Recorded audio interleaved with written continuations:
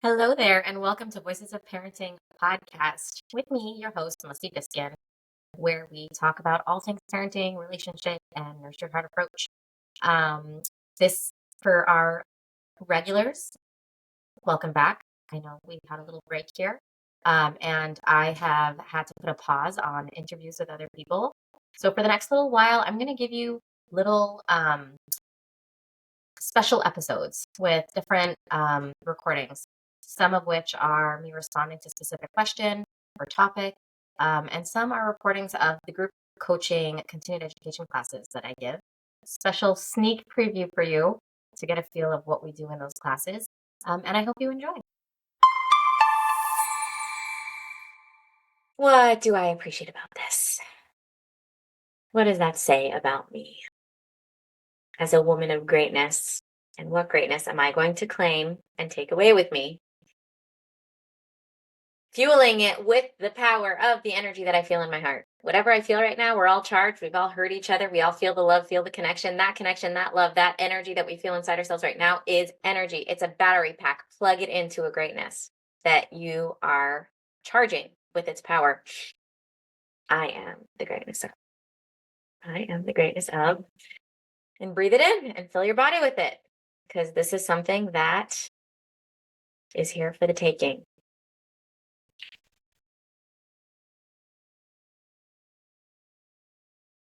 I don't even have a word for my greatness. All-encompassing one. Okay. We are going to finish up this part of the clarity setting that we've been talking about with this pyramid situation today, and then get more into the communicating the rules to the children next month. The last piece of this whole pyramid, the idea of the pyramid is really to break down that life is so much bigger than rules. Life is so much bigger. Like that they came across today so clearly, Miri, with what you were saying about your children and that moment. That was such a beautiful pyramid moment, which yes, this matters. And yes, that matters. But I want to always remember my stand zero. I always want to remember what my bottom line foundation of what matters to me, you know? So the whole idea of that as we walk into clarity with the kids is that there's a whole picture. There's a whole person. There's a whole relationship. There's a whole background. All the factors play into clarity. And I want to make sure that my clarity for this moment is attuned to this moment. So there's clarity that I'm creating in general for my family and outside of this moment. And then there's the clarity of this moment. Because in this moment, in the outer, like the very objective, like, let me come up with my rules and how can I make breakfast time better and how can I make this, that very objective, that is not related to this, attuned to this very moment, and is also important. But in every moment, in this moment, none of that matters. In this moment matters. And it's a question based on the pyramid. Are we sticking with the rules? Are we sticking with with what was supposed to be, the shoulds? What's here for me and what's here in this moment? What's standing in front of me? Who's standing in front of me? How am I doing? How are they doing? And what do we all need? So one more piece to this is the idea is that clarity is relative to the moment. There are so many moments, right? So when I'm setting up my clarity, obviously it's not always going to fit. It's not always going to be the same thing. I was speaking to a mom, we were doing one-on-one and we were talking about bedtime routines, and she was saying how she really wants bedtime to work. But then as she's talking, she's describing how this night of the week this happens and this night of the week this happens. And it turns out there's not 2 nights of her week that are the same.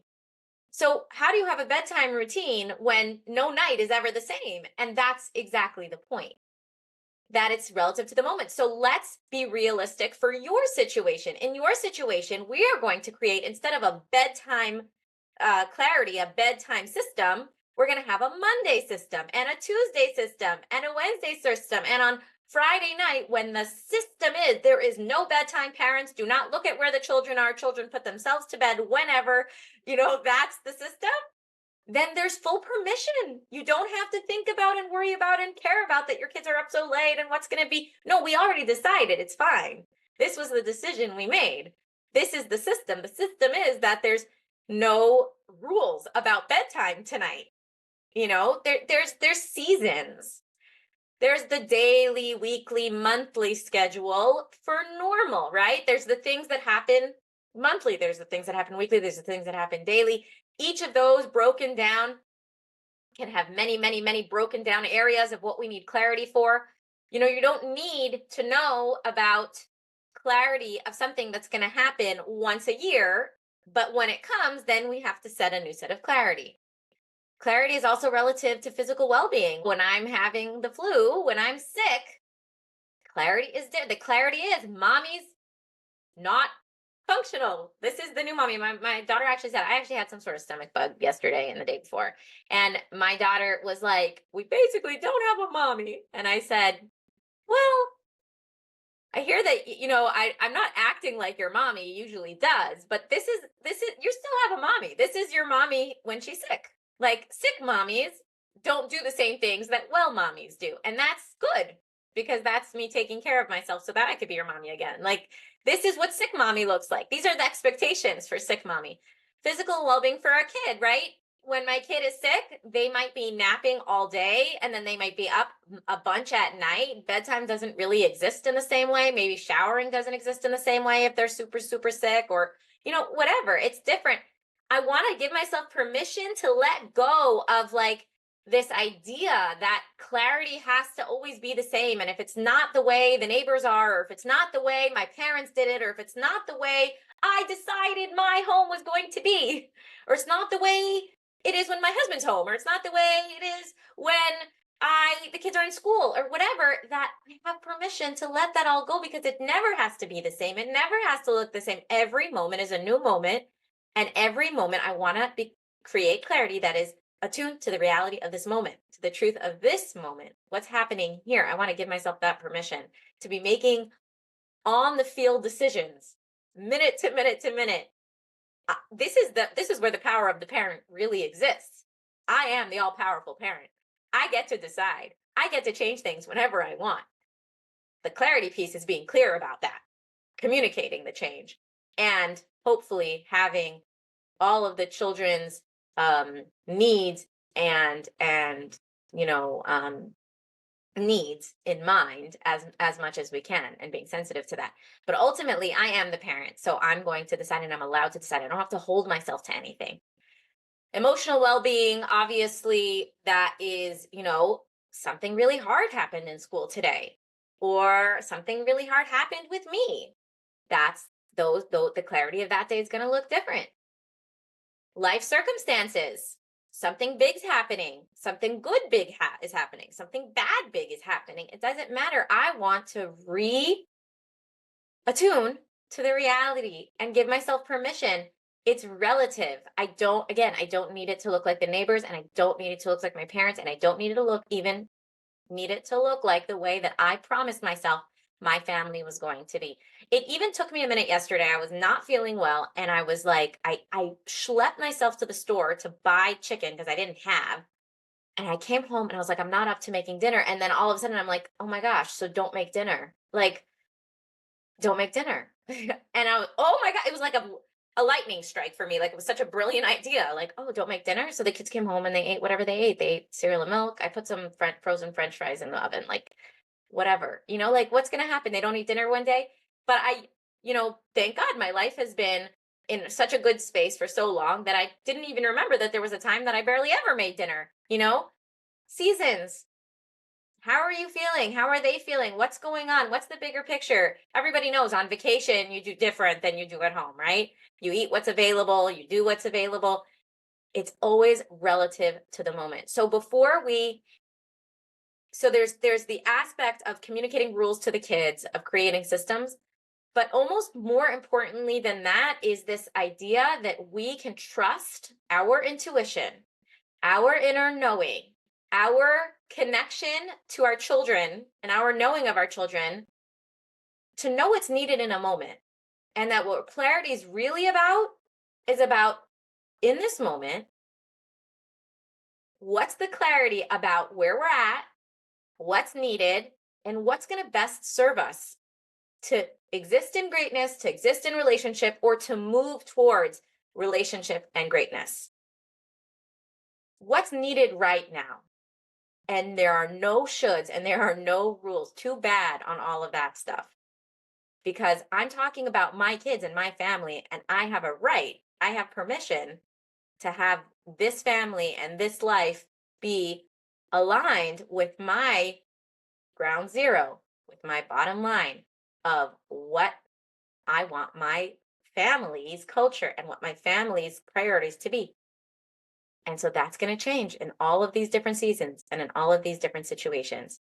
So we're going to do a little exercise right now with our last 10 minutes. There's this pyramid that we did in the last few weeks that about like what my bottom line, nothing else is ever going to get in the way of that. That's like the most important piece of clarity, that rules and expectations like fade away when it comes to my bottom line, because that's what's most important to me. So what I would like to do is spend some time for all of us to really get to our bottom line. And even if we have our stand zero already, even if you've already done this on your own, doing it again is a great idea. It's always helpful to revisit these things and to become even more clear, even more clear. If you're so clear on what your purpose is, and if you're so clear on what you want, then the clarity of that moment becomes clearer. So we're going to do a mixture of visualization and meditation and journaling. If you are a journaler and you do not connect with meditation at all, just journal. If you are a meditator and you do not like journaling, then just think this all in your head and heart. That's fine either way. I'm going to do a mix of both. So for the first step, what like do you, when you think about your life, there's always things like I wish the laundry was done sooner. I wish my kids would clean up after themselves. I'm talking for myself. I wish, what are the things you'd like for your home and family in no particular order? I want the pen and your like inner mind to be connected without like your outer mind stopping the process. Like just write like things that you already have in place, things that you love. It could be about times of the day, bedtime, carpool, or it could just be general values that you want to have instilled, manners you'd rather. So let's just spend a few minutes. I want to be cognizant of the time. So I'm gonna time us for 2 minutes to just write down whatever it is that comes up for you of what you want for your family. I'm not sure why my timer paused, so I don't know if I actually gave you 2 minutes or not. But we're going to move on. And always you can stay on whatever step you'd like to if you want. You don't have to be listening to my instructions. But what I'd like to do right now is take ourselves away from this list. So we kind of now have an idea of lots of things we'd really like for our family. And actually, it's so funny. When I'm writing my list, I'm automatically writing all the things I feel like I don't do well.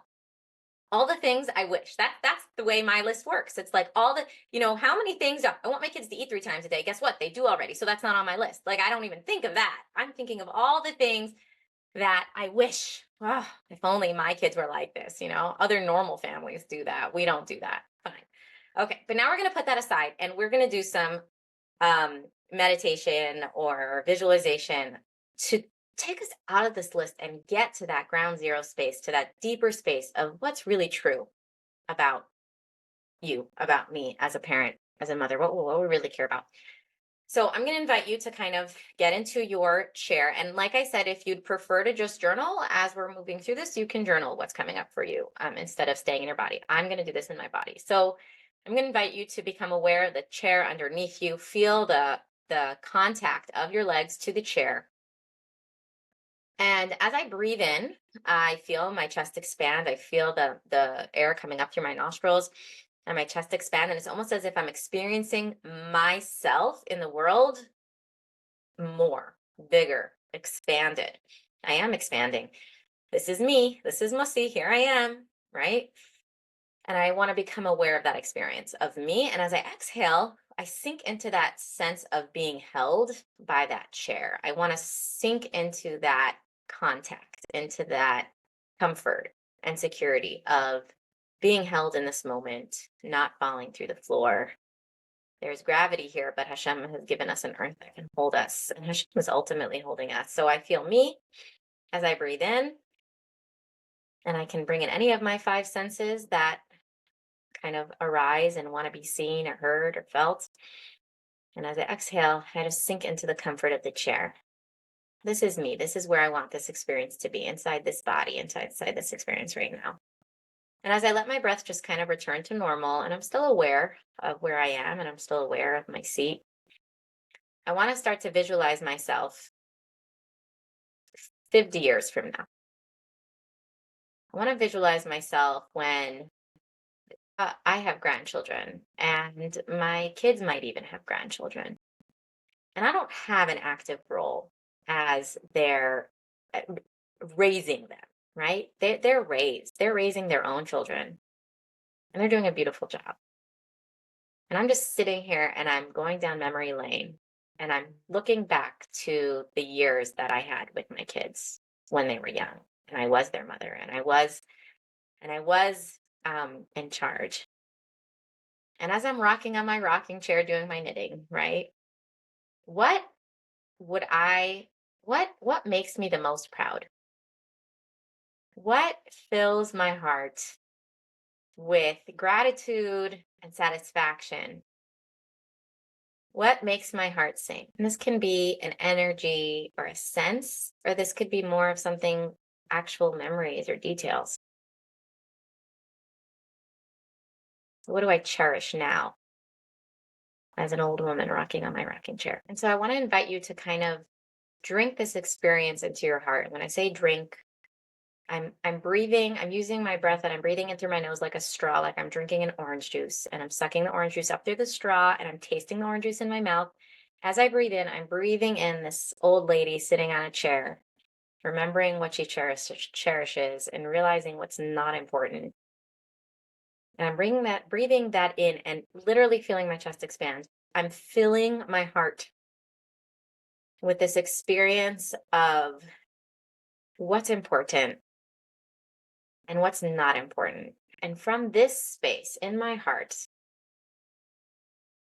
in my future, what does my heart know is my stand zero?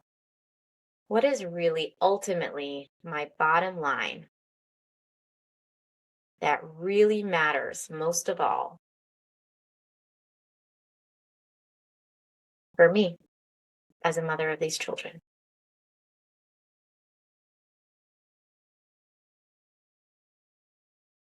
What is my stand zero that everything else stands on top of? And what I want to leave you with, because I know we're out of time, is that there is no big boss parent who's hiring all of us to be parents in our own homes. I mean, technically there's Hashem, but I believe that Hashem backs what I'm saying, if I may say so myself. We have permission.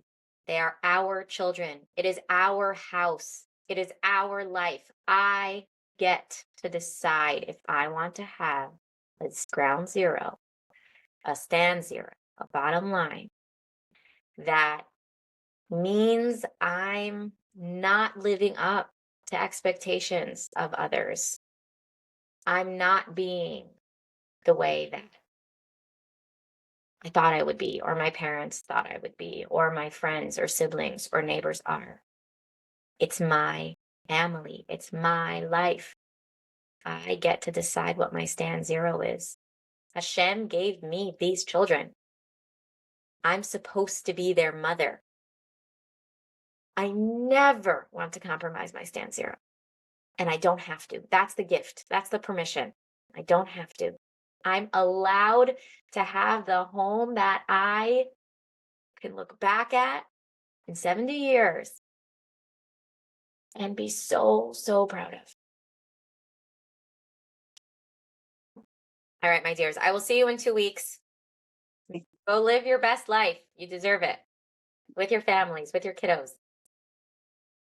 Hey, wait, don't go yet. Take a minute to find the beautiful quality that you have, that you appreciate about yourself.